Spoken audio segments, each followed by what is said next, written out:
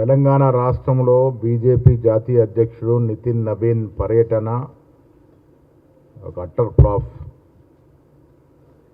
3 రోజులు పర్యటన ఎక్కడన్నా అసలు ప్రభావం చూపగలిగిందా?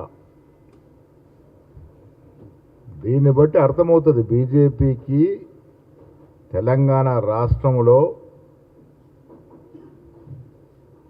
అవకాశము లేదు, అవసరము లేదు.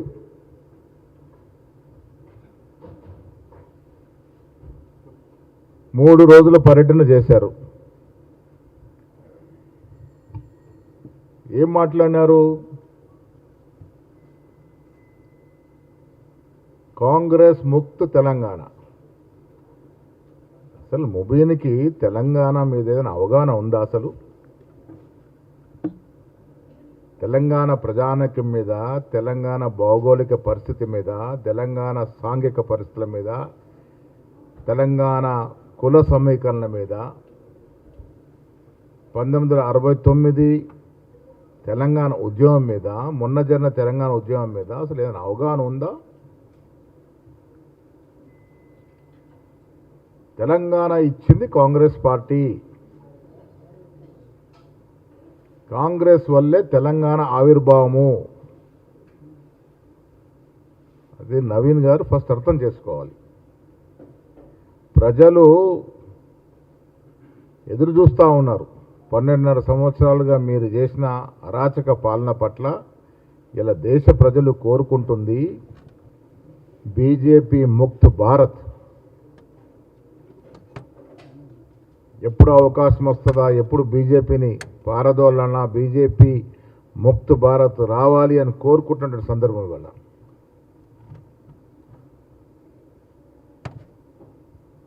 70 ఏళ్ల కళ తెలంగాణ రాష్ట్రం సాకారం చేసింది కాంగ్రెస్ పార్టీ. సోనియా గాంధీ గారు కనుక తలచుకోకుంటే ఇంకెన్ని వందల సంవత్సరాలైనా తెలంగాణ వచ్చేది కాదు.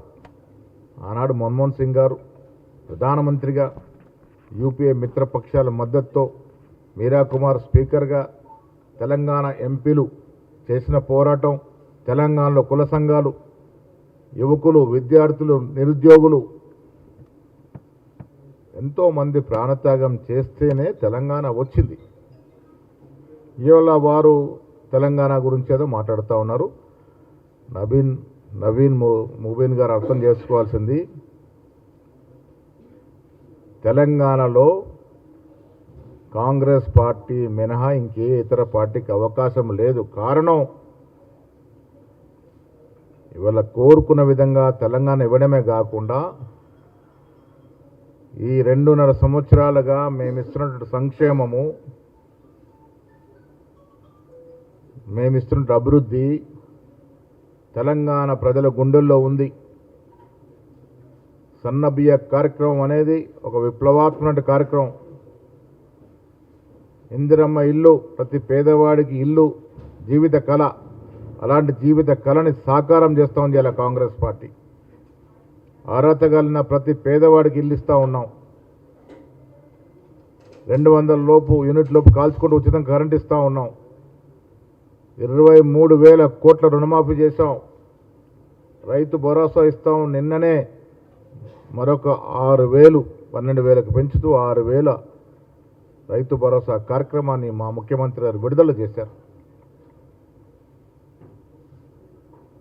తెలంగాణ సామాన్య ప్రజల్లో గుండెల్లో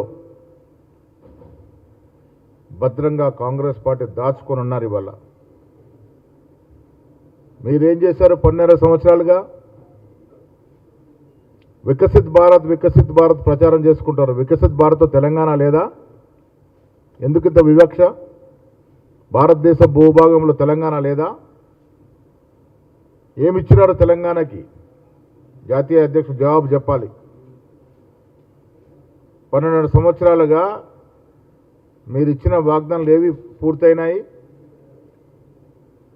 ఎన్ని కోట్ల ఉద్యోగాలు ఇచ్చారు? సంవత్సరం 2 కోట్ల ఉద్యోగాలను మోసం చేయలేదా? 15 లక్షల ఖాతాలో వేస్తామని మోసం చేయలేదా? అన్నిటికీ మించి కేంద్రంలో బీజేపీ ప్రభుత్వం కేవలం సంపన్న వర్గాల కోసం పనిచేస్తుంది. ఇలా డీజిల్ ధర ఏముంది, కెరోసిన్ ధర ఏముంది, పెట్రోల్ ధరలు ఏ రకంగా పెరిగినాయి, నిత్యావసర ధరల వస్తువుల ధరలు ఏ రకంగా పెరిగినాయి, అసలు ఏదైనా ఒక సామాన్యుడికి చేరువలో ఉందా? ఇవేవి చేయరు. కేవలం ఎన్నికలు రాగానే జై శ్రీరామ్. జై శ్రీరామ్ ఎవరు వాడిని? మాకు కాదా జై శ్రీరామ్? భగవంతుడు అందరూ వారు. జై శ్రీరామ్ జై శ్రీరామ్ అంటే అయోధ్యలో జరిగినటువంటి దోపిడీ గురించి మాట్లాడుతూ పరుస్తుండే నవీన్ గారు మాట్లాడుతుండే. అయోధ్యలో జరిగినటువంటి స్కామ్ గురించి ఎందుకు మాట్లాడలే? రాముడి పేరిట కూడా దోపిడీ జరుగుతూ ఉంటే నవీన్ గారు మాట్లాడరు. అంతకుముందు కాళేశ్వరం గురించి పదే పదే మాట్లాడేది. ఏటీఎం లాగా మారింది, జాతీయ అధ్యక్షులు అందరూ మాట్లాడారు గతంలో. మేము కమిషన్ వేసాము, సిబిఐకి అప్పచెప్పాము, మీ కోర్టులో ఉంది, దాని గురించి ఎందుకు మాట్లాడలేదు? నిన్న అంటే స్పష్టం చేస్తలేదా మీకు బీఆర్ఎస్ పార్టీకి ఉన్న అవగాహన? గతంలో మాట్లాడిన మీరు నిన్నెందుకు మాట్లాడలేదు? సిబిఐ విషయంలో ఎందుకు మీరు మాట్లాడలేకపోయారు? ఏం ఒప్పందం ఉంది మీకు? నవీన్ గారు తెలుసుకోవలసింది, తెలంగాణ రాష్ట్రము ఇలాంటి మత వైషమ్యాలకి, కులాల పేరిట మతాల పేరిట రెచ్చగొడితే రెచ్చిపోయే జనం కాదు. వందల ఏళ్ల తరబడి ఇక్కడ శాంతి వాతావరణంతో కులాలు మతాలకి అతీతంగా, ప్రాంతాలకు అతీతంగా సామరస్యంగా ప్రజలు ఇక్కడ మెదులుకుంటారు. ఇలాంటి రాష్ట్రంలో వచ్చి మీరు చిచ్చు పెట్టాలంటే అది సాధ్యమయ్యేది కాదు. వెస్ట్ బెంగాల్లో మేము మోసం చేసి గెలిచామని చెప్పకనే చెప్పాడు ఆయన. వెస్ట్ బెంగాల్ తరాలో తెలంగాణలో చేస్తామని. ఏంది మీరు చేసిన? వెస్ట్ బెంగాల్లో ఓట్ల దోపిడీ చేశారు, ఓట్ల దొంగలింపుకు పాల్పడ్డారు. 92 లక్షల ఓట్లు తీసేశారు. పాపం మమతా బెనర్జీ 25 లక్షలతోనే ఓడిపోయింది. మీరు జత చేసిన 30 లక్షలు మాత్రమే. బీహార్లో ఏం చేశారు? మీరు ఓటు దొంగలించారు. ఇటీవల మా మీనాక్షి నటరాజన్ సీటు దొంగలించారు. ఓట్ల దొంగలు మీరు. ఈ దేశం అంతా గ్రహిస్తూ ఉంది. తెలంగాణలో కూడా ఓట్లు దొంగిలించి గెలుస్తామనుకుంటే పొరపడ్డట్టే. తెలంగాణ ప్రజలు విఘ్నులు. ఎస్ఐఆర్ అనేది ఓట్లు జత చేసే కార్యక్రమం. 2002లో లింగ్డో గారు ఉన్నప్పుడు అర్హతగలిగిన ప్రతి పౌరుడు ఓటు జత చేయాలని తపనతో చేశారు. ఇవల్ల మీది కాదనుకున్న ఓటును తీసేసే కార్యక్రమం జరుగుతూ ఉంది. అందుకే కాంగ్రెస్ పార్టీ 2 మాసాలుగా అప్రమత్తంగా బూత్ స్థాయి నుంచి రాష్ట్ర స్థాయి వరకు మా కార్యకర్తను మేలుకొని మా తపనంతా కూడా అర్హతగలిగిన ప్రతి పౌరుడికి ఓటు ఉండాలి. పేదవాడి జీవితం, పేదవాడికి అందే సంక్షేమం, ఇవన్నీ కూడా ఓటు చుట్టూ తిరుగుతాయి. ప్రజాస్వామ్యంలో ఓటు అనేది ఒక పెద్ద ప్రామాణికమైనటువంటి అంశం. దాన్ని కాపాడే ప్రయత్నం కాంగ్రెస్ పార్టీ ప్రతి బూత్లోనూ చేస్తూ ఉంది. మీరు ఓట్ల దొంగిలింపు కార్యక్రమానికి తెలంగాణలో పాటుపడతానంటే ఇక్కడ అయ్యేది లేదు. మత సామరస్యానికి ప్రతీక తెలంగాణ రాష్ట్రం. మీరు ఎక్కడొచ్చి ఏదో చేస్తానంటే అయ్యేది లేదు. ఇవాళ దేశం ఏ రకంగా ముందుకు పోతుందో ప్రజలు చూస్తూ ఉన్నారు. సిబిఐని, ఈడీని, ఎలక్షన్ కమిషన్ని మీ గుప్పిట్లో పెట్టుకొని మీ అనుబంధ సంస్థలాగా వాటిని వాడుకుంటూ ఉన్నారు. ఆన్ రికార్డ్ ఈడీ జరిపిన దాడుల్లో 96.7 సబ్జెక్టు కరెక్షన్ శాతం ఆపోజిషన్ పార్టీల మీద జరిగింది. ఆపోజిషన్ నాయకులు మీరు దారి తెచ్చుకోవడానికి ఈడీకి ప్రయోగిస్తూ ఉన్నారు, సిబిఐని ప్రయోగిస్తూ ఉన్నారు. ఆఖరికి ఎలక్షన్ కమిషన్ చేతులు కట్టేసి మీ ఆధీనంలో తీసుకొని మీనాక్షి నటరాజన్ విషయంలో స్పష్టమైంది ఎంత యథేచ్ఛగా మీరు ప్రజాస్వామ్యాన్ని కూని చేస్తూ ఉన్నారో, రాజ్యాంగ విలువల్ని తుంగలో తొక్కుతూ ఉన్నారో. అరే, జాతీయ అధ్యక్షుడు రాష్ట్రంలో పర్యటిస్తే, ఒక అధికారం ఉన్నటువంటి పార్టీ జాతీయ అధ్యక్షుడు మా రాష్ట్రంలో పర్యటిస్తే మాకేమైనా తాయిలాలు ఇస్తారేమని, కనీసం విభజన చట్టంలో హామీలైనా పూరిస్తారేమోనని, తెలంగాణకు రావాల్సిన కొన్ని వేల కోట్ల బాకీలేమన్నా తీరుస్తారేమని, ఒక మంచి సందేశం ఇస్తారేమని తెలంగాణ ప్రజలు ఆశించారు. ఏం చేశారు మీరు? విషబీజం వేసే ప్రయత్నం చేశారు. బీజేపీ కేంద్ర పార్టీకి ప్రజల శ్రేయస్సు పట్టదు, పేదవాని గోడు పట్టదు. ఎలక్షన్ అయిన తెల్ల నుంచి మరో ఎలక్షన్ కోసం తాపత్రయం తప్ప, ఏదో ఒక రకంగా పర్మనెంట్గా అధికారులు ఉండాలనే తపన. మంచి మంచి చక్రవర్తులే భూగర్భంలో కలిసిపోయినటువంటి దేశం మనది. ప్రజాస్వామ్యంలో ఎవరు ఎప్పటికి ఓటుతో తీర్పిస్తారో బాగా తెలిసిన జనం ఉన్నటువంటి దేశం మంది. ఇలాంటి పోకడలు శాశ్వతంగా నడవ, టెంపరీ గోల్స్ మాత్రమే మీరు చేరుకోగలరు, కానీ పర్మనెంట్గా గోల్ చేరుకునే పరిస్థితి ఉండదు. వీళ్ళ తెలంగాణ రాష్ట్రంలో అన్ని వర్గాల ప్రజలకి సంక్షేమంతో పాటు అభివృద్ధి ఇస్తూ ఉన్నాం. మా ముఖ్యమంత్రి గారు, మంత్రివర్గ సభ్యులు, శాసనసభ్యులు నిరంతరం ప్రజలతో ఉండి ప్రజలతో మమేకమై వారికి కావాల్సినటువంటి అవకాశాలన్నీ ఇస్తూ పోతున్న తరుణంలో ఇక్కడ బీజేపీ కాదు కదా, బీజేపీతో ఇంకెన్ని ఇతర పార్టీలు కలిసినా, బీజేపీ ముసుగులో వేరే ఇతర పార్టీలు రెచ్చగొట్టినా, ఈ ఉన్న పార్టీలని కలిసి వచ్చినా విడివిడిగా వచ్చినా కాంగ్రెస్ పార్టీకి ఈ రాష్ట్రంలో దోకా లేదు. దానికి కారణం మేము ఇస్తున్న సంక్షేమం, మేము కట్టుబడి చేస్తున్నట్టు అభివృద్ధి, ఇవన్నిటి కూడా తెలంగాణ ప్రజలు గ్రహిస్తూ ఉన్నారు. ఏళ్ళ తరబడి అణచివేయబడ్డాం అనుకున్నటువంటి ఫీలింగ్ నుంచి కాంగ్రెస్ పార్టీ పుణ్యమాని సొంత రాష్ట్రం ఏర్పాటు చేసుకున్నాం. 14లో ధనిక రాష్ట్రంగా ఏర్పాటు చేసుకున్నాం. కేసీఆర్ గారు ఏం చేశారు? 8 లక్షల పైన కోట్ల అప్పు చేసిపోయినారు.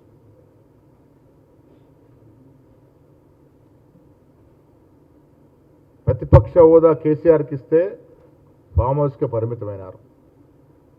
ఫామ్ హౌస్ పరిమితమైనారు కాబట్టి మళ్ళీ పార్లమెంట్లో 0 సీట్లు ఇచ్చారు. ఇలా బామర్దులు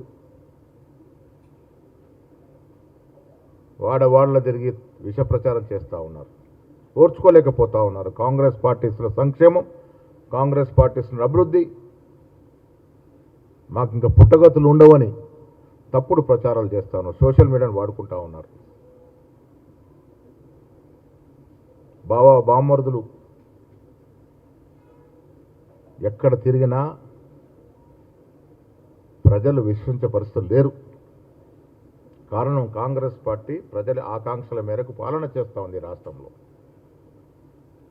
సమృద్ధిగా ఫలాలు అందుతూ ఉన్నాయి. రైతులకు కానీ ఇలా నిరుద్యోగులకు 70,000 ఉద్యోగులు ఇచ్చిన ఘనత కాంగ్రెస్ పార్టీది. ఆనాడు టీఆర్ఎస్ ప్రభుత్వం 10 ఏళ్ళ నుండి పట్టుమని 30,000 ఉద్యోగాలు ఇవ్వలేకపోయింది.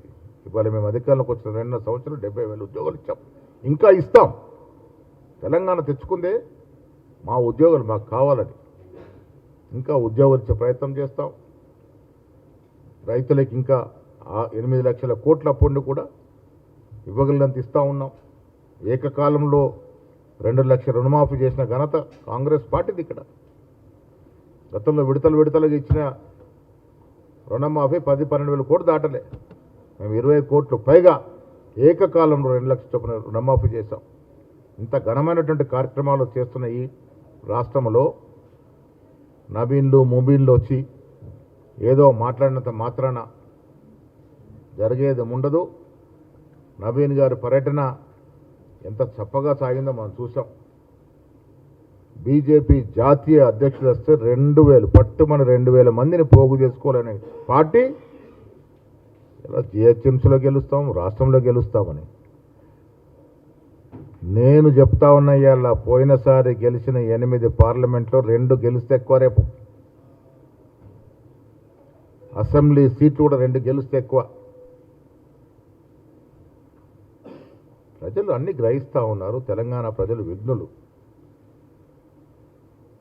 రకరకాల వ్యక్తుల్ని ఉసిగొల్పి పారదోల్చి రకరకాల స్టేట్మెంట్లు ఇస్తూ ఉన్నారు. ఎవరైనా స్టేట్మెంట్లు ఇచ్చినా తెలంగాణ ప్రజలు కాంగ్రెస్ పార్టీ తప్ప ఇంకో పార్టీని నమ్మే పరిస్థితి లేదు.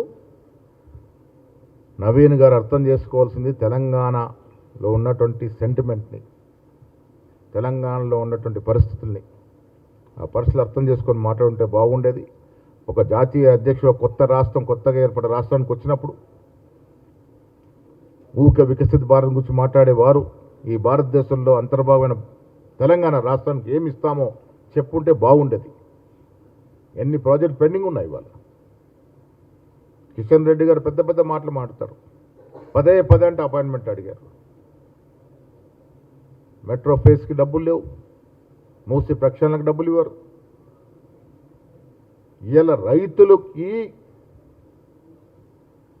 కొనడానికి డబ్బులు ఇస్తలేరు, అయినా తెలంగాణ ప్రభుత్వం కొంటా ఉంటుంది. 2020 అనే ఎరువు 2014లో 13-1400 ఉండే, ఇలా 2400, 500. ఎటుపోవాలి రైతులు? ఎవరిని ఆదుకుంటా ఉన్నారు మీరు? కేవలం కార్పొరేటర్ సెక్టర్కి దున్నుగా నిలవడం తప్ప పేద ప్రజానీకానికి మోడీ గారి ప్రభుత్వం ఎలగబెట్టింది ఏమీ లేదు ఈ దేశంలో. మేము ఫలానా చేశామంటే చర్చ కూడా సిద్ధం. ఇదే జాతీయ అధ్యక్షుడు హైదరాబాద్కి వస్తే చర్చ పెట్టుకుందాం.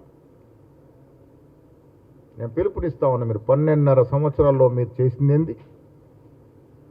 బీఆర్ఎస్ నాయకులు కూడా చెప్తా ఉన్నా, 10 ఏళ్ళలో మీరు చేసింది ఏంది? మేము కేవలం 2.5 సంవత్సరాలు చేసింది ఏందో వీటిపై చర్చ పెట్టుకుందాం. ఊరికే మాటలు చెప్పి తప్పుడు ప్రచారాలు చేసి విష ప్రచారాలు చేసి ఏదో ఇక్కడ బాగా వేయాలంటే తెలంగాణ ప్రజలు విఘ్నులు. ఇలా ముఖ్యమంత్రి రేవంత్ రెడ్డి గారు, మా బట్టి విక్రమార్క గారి నేతృత్వంలో రైతుల పక్షపాతి ప్రభుత్వంగా పనిచేస్తూ ఉంది. మహిళలకి వెన్నుదున్నుగా ఉన్న ప్రభుత్వంగా పనిచేస్తూ ఉంది. ఉద్యోగాలు ఇస్తూ ఉన్నాం. ఎడ్యుకేషన్ యొక్క పరిమాణాన్ని పెంచగలిగినాం. ఇంటిగ్రేటెడ్ స్కూల్ ఆషామాషి కాదు, 100 కోట్లు 1000 కోట్లు ఎడ్యుకేషన్ పెడతా ఉన్నాం. ప్రైమరీ హెల్త్ సెంటర్ నుంచి మొదలుకొని నిమ్స్ వరకు ప్రక్షాళన చేసి అవసరం నిధులు ఇస్తూ ఉన్నాం. హెల్త్, ఎడ్యుకేషను, ఇండస్ట్రీ 2 మార్లు దావోస్ పోయారు. ఇక్కడ గ్లోబల్ సమ్మిట్ చేస్తే 6 లక్షల దాదాపు చిల్లర కోట్ల పెట్టుబడులకి అష్యూరెన్స్ వచ్చాయి. మనకి ఎన్ని ఉద్యోగాలు వస్తాయి? చిన్న రాష్ట్రం, కొత్త రాష్ట్రం, ఎంతగా చక్కగా చేస్తున్న రాష్ట్రానికి కితాబు ఇవ్వాల్సింది పోయి వచ్చి ఇక్కడ విషం కక్కే ప్రయత్నం ఏదైతే జాతీయ అధ్యక్షుడు చేశారో ఇది మంచిది కాదు. కేవలం రాజకీయాల గురించి మీ పార్టీ ఉంది. ప్రజల అవసరాలు పట్టవు, ప్రజల అభివృద్ధి పట్టదు, ప్రజల గోడు పట్టది. ఎక్కడికక్కడ దేశ సంపదని, అమూల్యమైన విపరీతమైనటువంటి వాల్యూ కలిగినటువంటి దేశ సంపదని ఏ రకంగా మీరు ప్రైవేటు వ్యక్తుల చేతిలో పెడుతున్నారో దేశ ప్రజలు గ్రహిస్తూ ఉన్నారు. అడ్డగోలుగా నరికేస్తూ ఉన్నారు సంపదని. దీని గురించి నవీన్ గారు జవాబు చెప్పాల్సిన అవసరం ఉన్నది. మా రాహుల్ గాంధీ గారు పదే ఎందుకు అడుగుతూ ఉన్నాడు? నీట్ ఎగ్జామ్స్ కూడా సమర్థవంతంగా నిర్వహించుకోలేని పరిస్థితుల్లో ఇవాళ భారతదేశం ఉంది. ప్రధానమంత్రి గారు ఉన్నారు. ఇంతవరకు చర్యలు లేవు.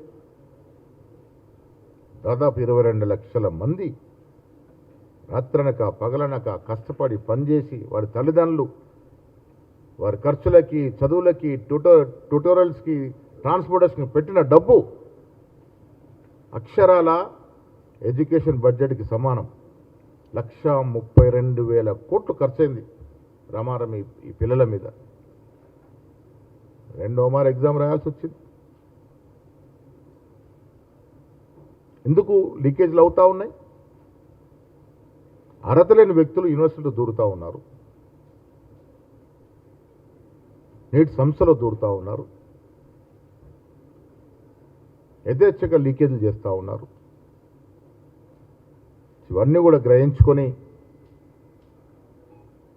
నవీన్ గారు వచ్చిపోయినారు. మళ్ళీ ఎప్పుడు వచ్చినా మీరు పాజిటివ్గా ఆలోచించి తెలంగాణ రాష్ట్రానికి ఏమిస్తారో ఏమిచ్చారో చెప్తే బాగుంటుంది.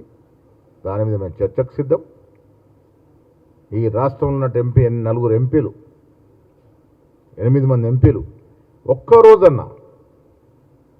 ఒక్కరోజన్నా పోయి తెలంగాణ రాష్ట్రం కొత్త రాష్ట్రం మాకు ఇన్ని అవసరాలు ఉన్నాయి, ఇన్ని ప్రాజెక్టులు అవసరం ఉన్నాయి అడిగిన పాపన పోయినారా?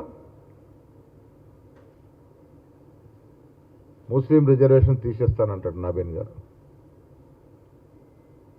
అదే దేశానికే రోల్ మోడల్ తెలంగాణ రాష్ట్రం. కుల సర్వే చేసి ఈ రాష్ట్రంలో ఎంతమంది బీసీలు ఉన్నారని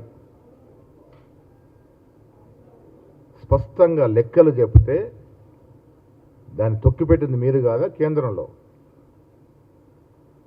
దాని గురించి మాట్లాడినారా? కనీసం బీసీలకు రావాల్సిన వాటా గురించి మాట్లాడినారా? బీసీ ఎంపీలు ఉన్నారు, ఒక్కరోజు మాట్లాడరు. గొప్పగా కట్టుకున్న అయోధ్య రాముడు సొమ్ములే దొంగతనం గురైతే ఏ ముఖం పెట్టుకొని మీరు మాట్లాడుతున్నారు? దేవుడి పేరిట కూడా మీరు దందాలు చేసి వ్యాపారాలు చేస్తే ఇలా హిందూ అని మాట్లాడే హిందూ ప్రజలు కూడా ఆలోచించుకోవాలి. హిందూ మతం, హిందూ దేవుళ్ళు ఈ దేశంలో ఏ ఒక్క పార్టీ సొంతం కాదు.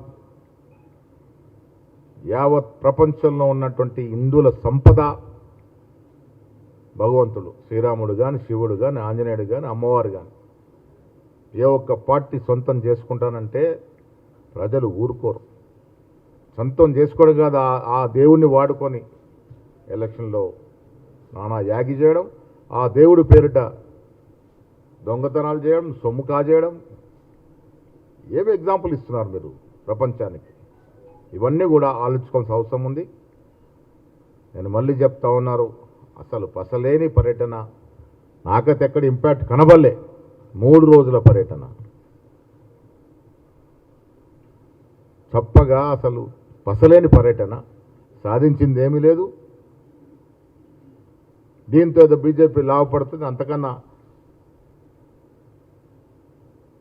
ఇంకో విచిత్రం ఉండదు. నవీన్ పర్యటన యావత్తు ఒక అట్టర్ ఫ్లాప్ పర్యటనగా మిగిలింది తప్ప ఇంకేమీ లేదు.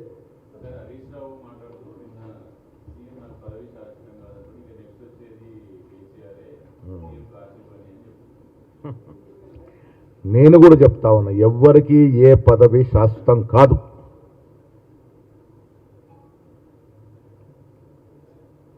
దేశంలో రాజకీయాల్లో ఎవరు కూడా ఏ పదవి శాశ్వతం కాదు. ఆ పదవులు ఉన్నప్పుడు ఏం చేశామన్నదే శాశ్వతం. ముఖ్యమంత్రి గారు ఈ 2.5 సంవత్సరాలుగా తెలంగాణ ప్రజలకి ఇచ్చిన సంక్షేమం, ఇచ్చిన అభివృద్ధి ఇది శాశ్వతంగా మిగిలిపోతుంది. మరి హరీష్ రావు ఆపోజిషన్ ఎమ్మెల్యే శాస్త్రం అనుకుంటాడో ఏమో నాకు తెలియదు. మరి అది మాత్రం శాస్త్రమే అవుతుంది ఆయనకి. కేటీఆర్ కానీ హరీష్ రావు కానీ ప్రతిపక్షంలో కూర్చునే పాత్రనే శాస్త్రం.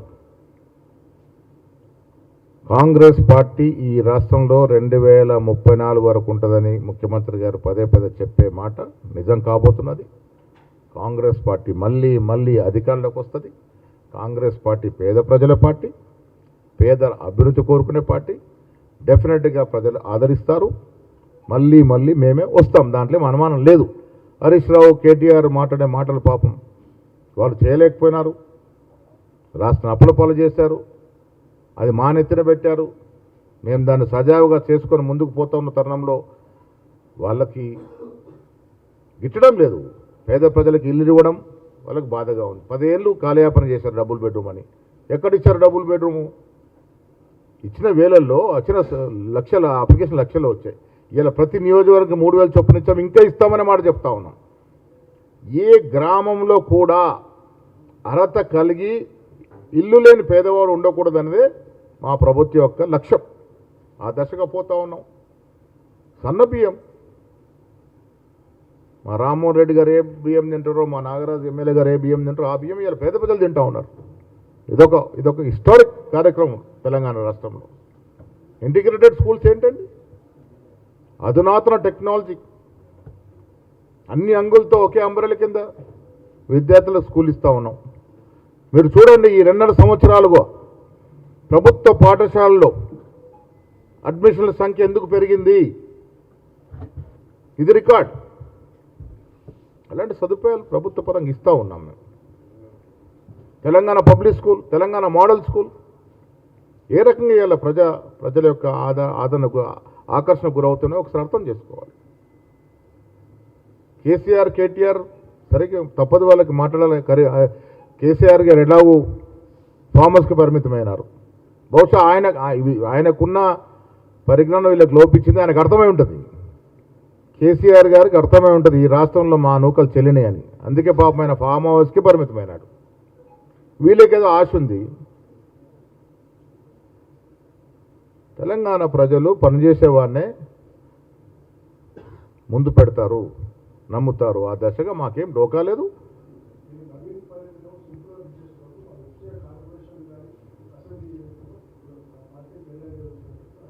అదే చెప్తారు, అంత అట్టర్ ఫ్లాప్ షోగా జరిగిన నవీన్ పర్యటన మీరు చూసారా? నవీన్ మీటింగ్లో ఓహోహా జనం కేరింతలు వచ్చి మీద పడరేంటి? పిలిచి పిలిచి పిలిచి పిలిచి కుర్చీలు నింపుకున్నారు. పిలిచి పిలిచి ఖాళీ కుర్చీలు నింపుకున్నారు. చూడండి మీరు అంటే అంత ఆధారం ఉంది వాళ్ళకి. ఈ రాష్ట్రంలో నేను మళ్ళీ చెప్తా ఉన్నాను, 8 సీట్లు పార్లమెంట్ గెలిచారు. నెక్స్ట్ ఎలక్షన్ 2 గెలిస్తే మహా ఎక్కువ. అసెంబ్లీ కూడా అదే పరిస్థితి.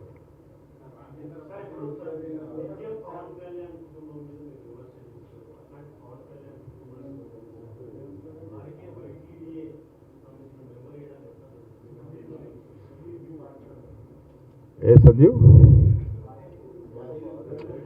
ఒకటి దాంట్లో అర్థం చేసుకోవాల్సింది, యాదగిరి గుట్టని ఒక పెద్ద దేవాలయంగా, పెద్ద సంస్థానంగా తీర్చిదిద్దాలనే ఆలోచన ముఖ్యమంత్రి గారిది. పార్టీలకు అతీతంగా కొంతమంది నిష్ణార్థులను లేశారు. ప్రభుత్వ పరంగా కాకుండా ఆ వేసిన వ్యక్తుల యొక్క సహకారంతో కూడా ఆ మందిరాన్ని అభివృద్ధి చేయాలని ఒక్కొక్క రంగం నుంచి ఒక్కొక్క నేశారు. దాన్ని రాజకీయ కోణంలో చూడాల్సిన అవసరం లేదని నేను అనుకుంటాను.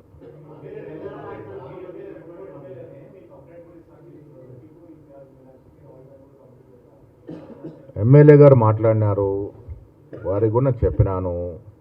నల్గొండ జిల్లా నాయకులను కానీ మమ్మల్ని సంప్రదించుంటే బాగుండేది అని వారు అన్నారు. నేను కూడా దాన్ని ఏకీభవిస్తాను, ముఖ్యమంత్రి గారితో మాట్లాడతాను. కొన్ని నిర్ణయాలు కొన్ని అక్కడ ఉన్నటువంటి అవసరాల దృష్ట్యా తీసుకోబడతాయి. అన్నిట్లో అందరినీ ఇన్వాల్వ్ చేయలేము. పరిపాలన సజావుగా జరగాలి కాబట్టి అన్నిట్లో అందరి ప్రమేయం ఉంటే ముందుకు పోదు బండి. యాదగిరి గుట్ట తెలంగాణ ప్రజల గుండెల్లో ఉంది. మనకు తెలుసు దాని పేరు మార్చినప్పుడు తెలంగాణ ప్రజలు ఏ రకంగా బాధపడ్డారు. ఆ గుట్టని ఒక పెద్ద దేవాలయంగా యావత్ దేశ ప్రజలు కొలిసే విధంగా మలచాలని మా కోరిక. అందరూ అంటారు టీటీడీ బోర్డులో తెలంగాణ వాళ్ళు ఉండరా? భగవంతుడి దగ్గర ప్రాంతాలు, కులాలు, మతాలు ఉండవు. ఆ ఆలయాన్ని అభివృద్ధి చేయాలనే తపన ప్రభుత్వానికి ఉంది. ఇచ్చారు కదా, అందులో జిల్లా వాళ్ళకి ఒకరిద్దరు ఉన్నారు కదా. నాయక్ కూడా ఉన్నాడు కదా, మునుగోడు ఉన్నాడు, మల్లయ్య గుప్తా గారు ఉన్నారు. సరే, ఇప్పుడు దీంట్లో అందరికీ అన్ని చోట్ల అవకాశాలు రావు. యాదగిరి గుట్టని అన్ని అంగులతో అభివృద్ధి చేసుకోవాలని ఒక తపన, దానికోసం ప్రయత్నం జరుగుతూ ఉంది. ఇంకా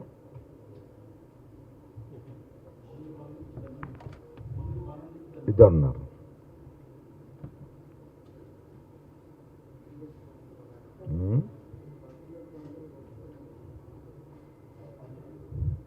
ఓకే, ధన్యవాదములు.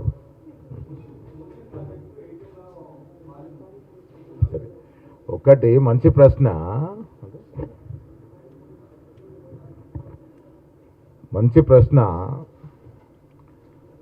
అబద్ధాలు ఆడినప్పుడు చారణ ఉంటే ఆటన చెప్తే కొంచెం అది సెట్ అయిద్దేమో. 10 పైసలు లేని రూపాయి 10 పైసలు చెప్తారంటే మూసి యావత్ ప్రాజెక్ట్ కాస్ట్ నాకు తెలిసి 8 నుంచి 10,000 కోట్లు ఫస్ట్ ఫేజ్లో, 7,000 కోట్ల అంచనా. ఇప్పుడు మన మురికి కడుక్కొని మూసిని ప్రక్షాళన చేసుకొని ప్రజలకి ఒక మంచి అట్మాస్ఫియర్ని కలగజేస్తామంటే కూడా నొప్పి. అక్కడ అహ్మదాబాద్లో సాబర్మతి మేము కూడా మా మంత్రులతో పోయి చూసి వచ్చాను నేను. 3 ఫేసులు కడతా ఉన్నారు, 100 కోట్లు పెట్టారు. ఇప్పటికీ ఈ రోజుకి అది స్టార్ట్ అయితే దాదాపు 10 ఏళ్ళు ఉంటుంది అనుకుంటే, 8 ఏళ్ళు. ఈ రోజుకి గుజరాత్ హైకోర్టులో కొన్ని వేల కేసులు నిర్వాసిత కేసులు పెండింగ్లో ఉన్నాయి. నిర్దాక్షిణ్యంగా తీసేసి డెవలప్ చేశారు.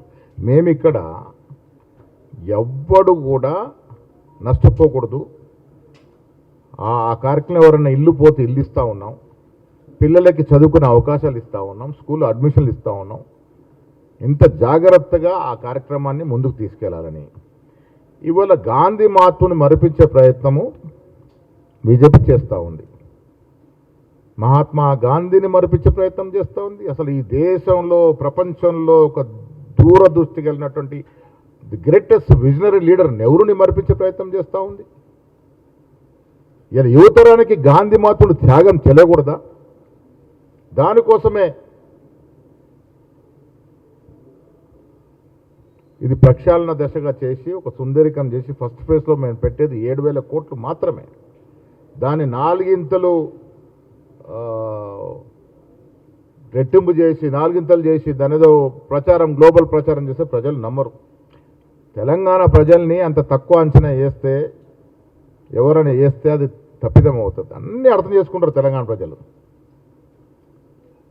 10th క్లాస్ పిల్లలన్నా చెప్తాడు మూసి ఫస్ట్ ఫేజ్కి 7,000 కోట్లు మాత్రమే పెడుతున్నారన్నమాట. లక్షల కోట్ల ఎడికెళ్ళి వస్తుంది. అసలు ఇంత పచ్చిగా అబద్ధాలు వాడితే ఎట్లా? మీరు గతంలో మూసిని దేనికి వాడారు? డ్రోన్లు వాడి ఫోన్ టాపిక్లు వాడారు. ఇలా మూసి అనేది ఒక న్యాచురల్ రిసోర్స్ 3 జిల్లాలకి, 3 యునైటెడ్ జిల్లాలకి.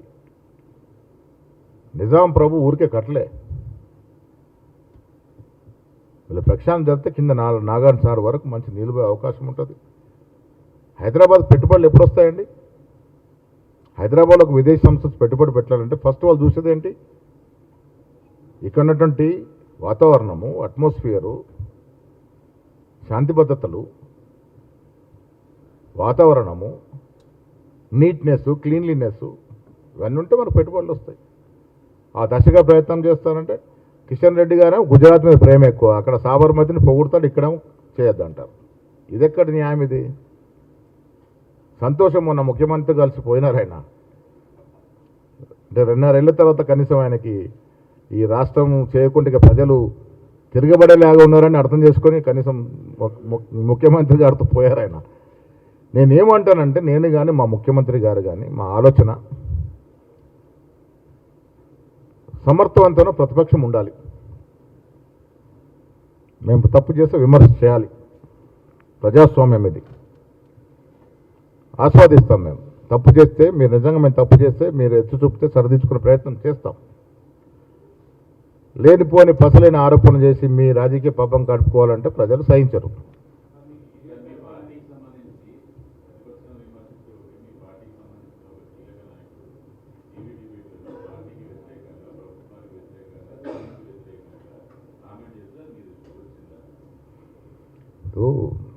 ప్రజాస్వామిక స్వేచ్ఛకున్న కాంగ్రెస్ పార్టీలో కొంత మేరకు యాక్సెప్టెన్స్ ఉంటుంది, కొంత మేరకు లిమిట్ దాటే వరకు. లిమిట్ దాటినప్పుడు న్యాచురల్గా ఉంటుంది, కొంత మేరకు ఉంటుంది. మా నోటీసులు ఉన్నాయి. మా నోటీస్కి వచ్చింది. డెఫినెట్గా ఎవరు అద్దు దాటినా చర్యలు ఉంటాయి. ఇటీవల కాలంలో జరిగిన సంఘటనలు చూశారు మీరు. దేనికన్నా ఒక లిమిట్, లాంగ్ రోప్ ఇస్తాం. కాంగ్రెస్ మిగతా పార్టీలా కాదు, నిర్దాక్షిణ్యంగా అర్ధరాత్రి మంత్రి పదవులు డిప్యూటీ ముఖ్యమంత్రి తీసిన పరిస్థితి మాదిరి ఉండదు. లాంగ్ రోప్ ఇస్తాం. భార్యాభర్తలు కొట్టాడుకుంటే తెల్లారితే డైవర్స్ ఇప్పించేస్తావా నువ్వు? తెల్లారితేనే రాత్రి లేలే చెప్తున్నా నేను. ఒకటి ఏముంటుంది అంటే కొంత ఎవరికైనా మాట్లాడే స్వేచ్ఛ ఇచ్చినప్పుడు కొంతవరకు కొంత వెసులుబాటు ఇస్తాం. డెఫినెట్గా నువ్వు చెప్పే అంశంలో డెఫినెట్గా అన్ని పరిశీలిస్తుంది పార్టీ. గీత దాటితే చర్యలు ఉంటాయి. Thank you. ఎస్, అన్యాయం కదా ఏబీజీ రామ్ విషయంలో. గతంలో మనము ఇది ఒక సదుద్దేశంతో పేదవాడికి కనీస పని దినాలు ఉండాలని మన్మోహన్ సింగ్ గారి ప్రభుత్వం, ఆనాడు సోనియా గాంధీ గారు దూరంగా ఆలోచన చేసి ఈ కార్యక్రమాన్ని తీసుకొచ్చారు. ఇది యావత్ ప్రపంచంలో ఒక చరిత్రాత్మక కార్యక్రమంగా మిగిలింది. 100 పని దినాలు ఇచ్చాం. ఇవాళ ఏం చేస్తున్నారు వాళ్ళు? రాష్ట్రాలు 8.5 లక్షల కోట్ల అప్పుతోనే సతమతం అవుతుంటే మేము వీబీజీ రామ్ కూడా మా నెత్తిన పెడితే మూలిగే నక్క మీద తాటికే పడ్డట్టు మేము కేసీఆర్ చేసిన అప్పులు తీర్చడానికే నానా తంటాలు పడాల్సిన పరిస్థితి.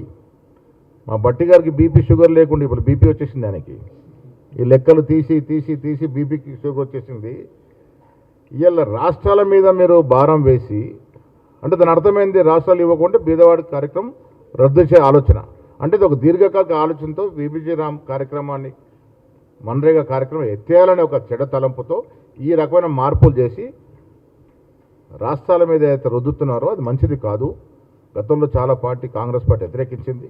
ఇది బీదవాడి కడుపు కొట్టే కార్యక్రమం. బీదవాడికి రావాల్సిన విషయంలో ఎక్కడ మేము రాజీపడం. 100% చేసే ప్రయత్నం చేస్తూ ఉన్నాం.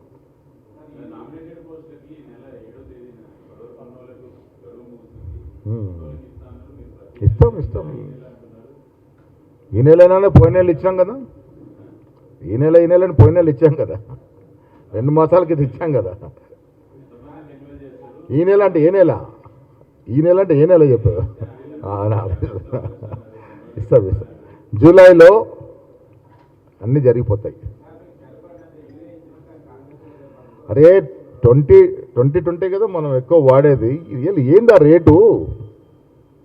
సామాన్యుడు ఒక రైతు పంట వేసి ఇంత కాస్ట్లీ ఎరువులు కొని, యూరియా సమస్య ఏదైనా కావచ్చు, దాని మీద వివరణ ఇస్తలేదు కేంద్ర ప్రభుత్వం. సమస్య ఎక్కడ ఉందనేది చెప్తలేదు. యూరియా షార్టేజ్ అయితే ఉంది కదా. యూరియా షార్టేజ్ ఉంది. ప్రజలు యూరియా దొరకదని ఎగబడి స్టాకులు పెట్టుకున్నారు. దాంట్లో కొద్ది సమస్య కొద్దిగా తీవ్రమైంది. అయినా దాన్ని సామరస్యంగా మా అగ్రికల్చర్ మినిస్టర్ గారు కింద మీద పడి సాల్వ్ చేశారు. లేదు, తప్పు. నేను స్పష్టంగా చెప్తాను, సరిపడినంత యూరియా రాలే, షార్టేజ్ ఉంది. ఉన్న షార్టేజ్లో జనం ఎగబడి స్టాకులు పెట్టుకున్నారు. దానికి అసలుడికి అర్హత కలిగినడికి అందట్లేదని కదా యాప్ తీసుకొచ్చింది. ఆ యాప్లో కొంచెం చిన్న చిన్న ఇబ్బందులు ఉన్నాయి. కానీ యాప్ వల్ల ఏంటి? ఆ యాప్ వల్ల ప్రతి అర్హత కలిగిన ప్రతి రైతుకు అందాలని, మధ్య దళారులు స్టాక్ పట్టుకున్న పరిస్థితి ఉండకూడదని ఆ దశగా ప్రయత్నాలు జరుగుతూ ఉంది. Thank you.